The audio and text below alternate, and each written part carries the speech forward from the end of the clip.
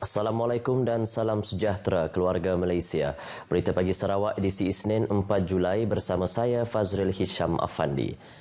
Pembukaan pintu sempadan darat negara jiran Brunei Darussalam yang dijangka dibuka pada 1 Ogos depan akan memberi manfaat kepada penduduk di utara negeri ini. Timbalan Menteri Pembangunan Luar Bandar Datuk Hasbi Habibullah menjelaskan pembukaan itu kelak membolehkan penduduk Limbang dan Lawas melakukan perjalanan transit melalui Brunei Darussalam. Mengulas lanjut mengenai perkara itu, Datuk Hasbi berkata sebarang perkara melibatkan penutupan pintu sempadan negara jiran perlu difahami tatkala krisis COVID-19 yang melanda dunia selain keselamatan kesihatan rakyat menjadi keutamaan setiap negara. Justru beliau yang juga ahli Parlimen Limbang mengingatkan rakyat, khususnya di Limbang dan Lawas, menghormati kedaulatan negara itu kerana Malaysia dan Brunei Darussalam mempunyai hubungan yang baik. Datuk Hasbi menyatakan demikian dalam ucapannya pada perasmian Malam Kebudayaan sempena Pesta Medamit di Limbang. Beliau turut melahirkan penghargaan kepada Sarakup Dayak Iban Sarawak, Sadia Pampang Limbang atas penganjuran semula Pesta Medamit yang dilihat sebagai acara menyatu padukan rakyat pelbagai kaum selain berupaya mengangkat adat resam kaum Dayak.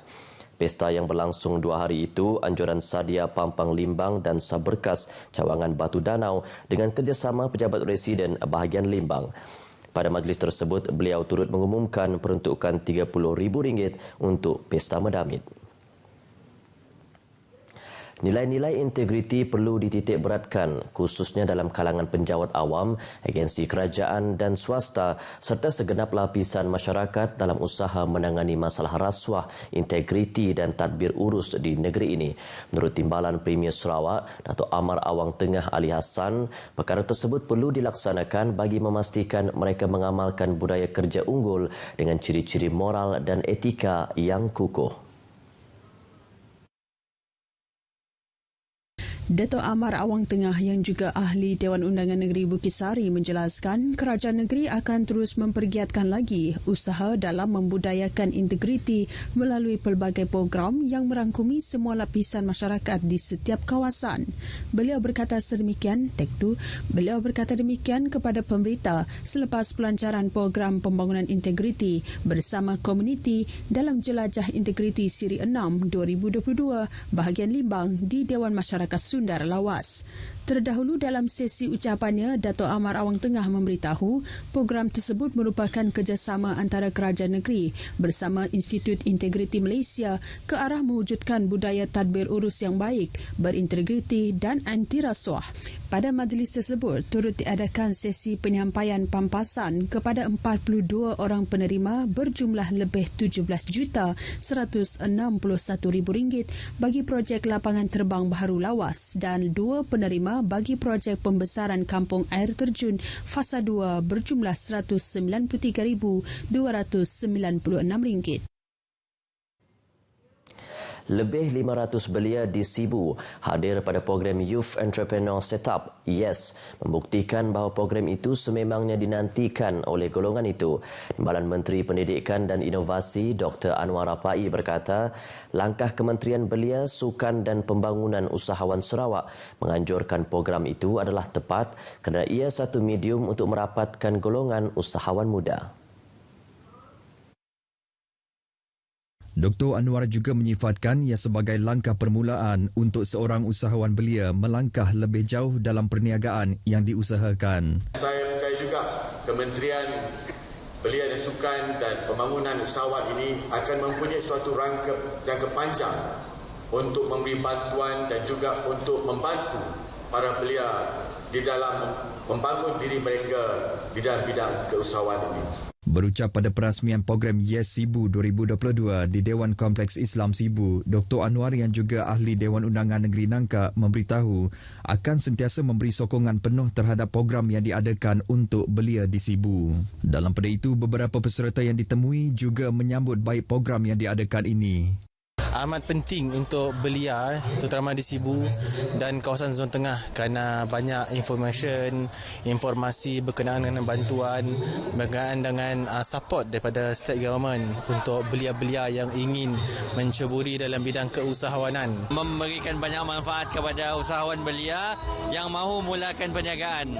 Jadi banyak benda yang kita belajar, banyak benda yang kita tak tahu, dan juga macam mana nak start up kita punya perniagaan. Sangat efektif untuk memulakan sebuah perniagaan di mana segala inisiatif yang diberikan oleh kerajaan ataupun NGO lain di dalam menentukan hala tuju masing-masing di dalam program usahawan yang diberikan. Selain ceramah, turut diadakan dalam program sehari itu adalah sesi town hall bersama menteri dan timbalan menteri kementerian tersebut. Perbadanan Pembangunan Ekonomi Sarawak SEDC akan terus menyokong sektor pelancongan negeri ini menerusi pembangunan hotel. Pengerusinya Tan Sri Dato' Amar Abdul Aziz Dato' Hussain berkata ia penting dalam menghidupkan semula sektor tersebut yang terkesan akibat penularan COVID-19 sejak 2 tahun lepas. Ke arah itu, Tan Sri Dato' Amar Abdul Aziz menjelaskan 2 buah hotel bertaraf 5 bintang akan beroperasi bagi menarik lebih ramai kemasukan pelancong ke negeri ini. Ini katanya termasuk Hotel Riverside Majestic yang akan memulakan operasinya semula hari ini selepas proses naik taraf sejak 2 tahun lepas. Manakala Hotel Damai Lagoon di Santubong pula dijangka mula menerima tetamu seawal Januari tahun depan yang kini masih dalam proses penaik tarafan. Beliau turut berharap agar kerjasama daripada sektor swasta untuk menyokong membangunkan sektor perhotelan di Sarawak sekaligus membangunkan sektor pelancongan negeri secara agresif. Because now with the more demand, more tourists coming in, I think there's time for resorts, other people to start building resort hotels, not only SEDC. Tan Sri Dato' Amar Abdul Aziz berkata demikian kepada media di Kuching. Sarawak merekodkan sebanyak 354 kes kebakaran terbuka sejak 1 Disember 2021 sehingga 30 Jun lalu. Jabatan Bomba dan Penyelamat Malaysia JBPM Negeri Sarawak memaklumkan Zon Sibu merekodkan jumlah kebakaran terbuka tertinggi dengan 111 kes, diikuti Zon Miri 91 kes dan Kuching 77 kes. Manakala Zon Miri 91 kes, Sri Aman 10 kes dan Limbang 6 kes. Menurut statistik jenis kebakaran pula, kebakaran belukar, lalang dan rumput dilaporkan sebanyak 218, diikuti kebakaran sampah 119, hutan 8, ladang 6 dan lain-lain kebakaran 3 kes. Sementara itu, JBPM dalam advokasi awalnya menasihati orang ramai supaya peka dengan aktiviti yang boleh menyumbang kepada kes kebakaran terbuka. Berikutan negara ketika ini berada dalam musim monsun barat daya yang bermula 14 Mei lalu dan dijangka berterusan sehingga pertengahan September tahun ini. Sekiranya didapati kes kebakaran terbuka secara sengaja, ia akan disabit kesalahan di bawah Seksyen 29A Akta Kualiti Alam Sekeliling 1974. Jika disabit kesalahan, boleh didenda sehingga RM5,000 atau penjara sehingga 5 tahun atau kedua-duanya sekali. Uji bakat bintang kecil, bintang P. Ramlee dan wanita era P. Ramlee masih mendapat sambutan dalam kalangan penggemar pertandingan nyanyian di seluruh negeri. Penyelaras uji bakat tersebut, Ratna Saimin, memberitahu setelah menjelajah dari Limbang ke Kuching, rata-rata peserta bersedia dari segi vokal dan persembahan bagi memberikan persembahan yang terbaik.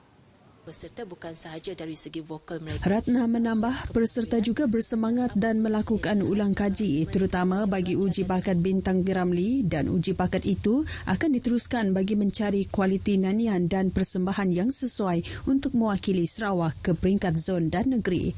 Beliau ditemui semasa uji bakat hari kedua di RTM Kuching semalam.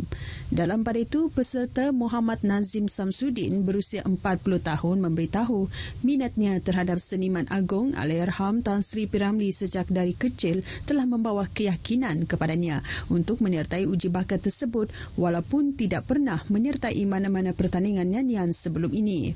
Kami ingin coba bakat kami, ni untuk kami berpeluang untuk pergi ke peringkat kebangsaan dan bintang P.Ramlee itu.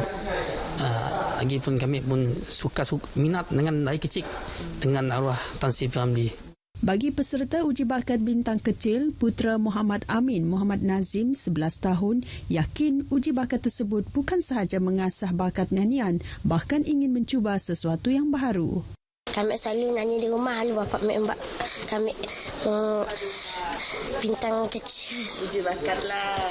Uji bakat RTM. Okay.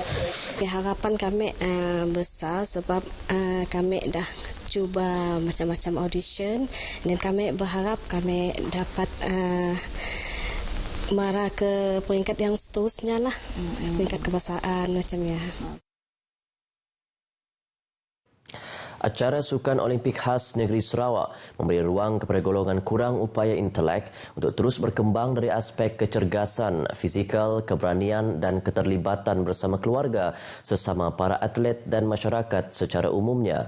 Menurut Menteri Pembangunan Wanita, Kanak-kanak dan Kesejahteraan Komuniti, Datuk Seri Fatimah Abdullah, misi penubuhan Sukan Olimpik Khas tersebut yang ditubuhkan pada 1998 telah untuk menyediakan latihan sukan sepanjang tahun dan pertandingan olahraga dalam pelbagai jenis sukan Olimpik kepada individu kurang upaya intelek.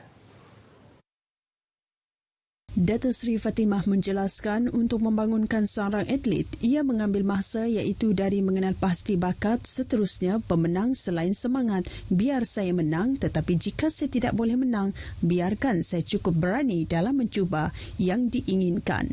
Ujarnya perasmian Sukan Olimpik Khas Sarawak ke-6 dijalankan serentak dengan perasmian Pusat Sukan Komuniti Azman Hashim di Sibujaya oleh Premier Sarawak Datuk Patinggi Tan Sri Abang Johari Tun Openg baru-baru ini menunjukkan sokongan padu Premier Sarawak kepada para atlet berkenaan.